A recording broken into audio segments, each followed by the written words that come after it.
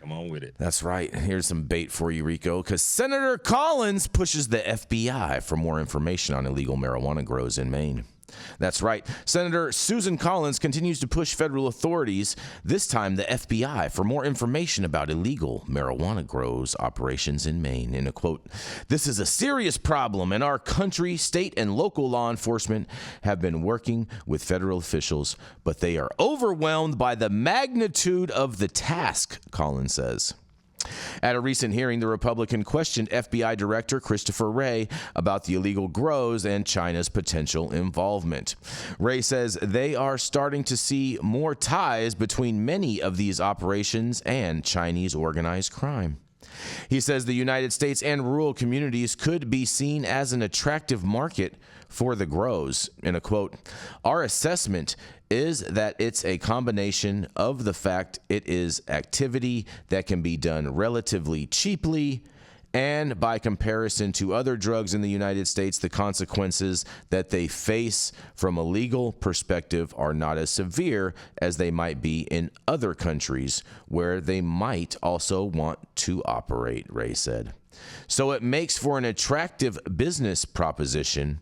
Wray also added that the FBI is starting to see illegal grows on tribal lands as well, although it's unclear if that includes in Maine, you guys. What do you say, Rico? Sure. Mm-hmm.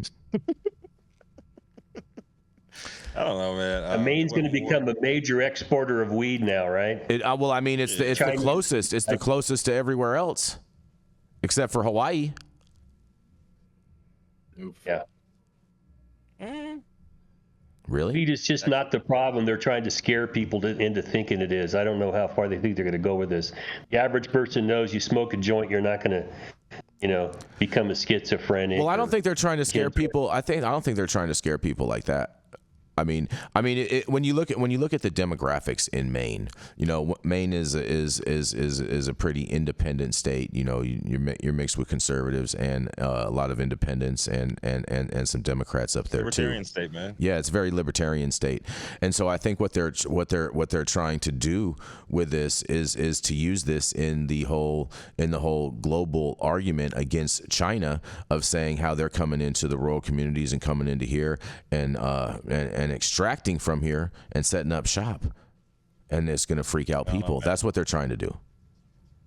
They're going to create one of two things: a police state, or they're going to create like a bunch of paranoia with folks with a bunch of charged language like this. Mm-hmm. Until the facts come out, man. Like, yeah, because in the article they didn't even Christopher Wray, I feel like he should have stated some examples of saying yes, we did this with involvement to X, Y, and Z gang, and that way I feel like they should have incorporated some examples as opposed to just throwing out vagities as like everything is active ongoing investigation, so we can't comment kind of line.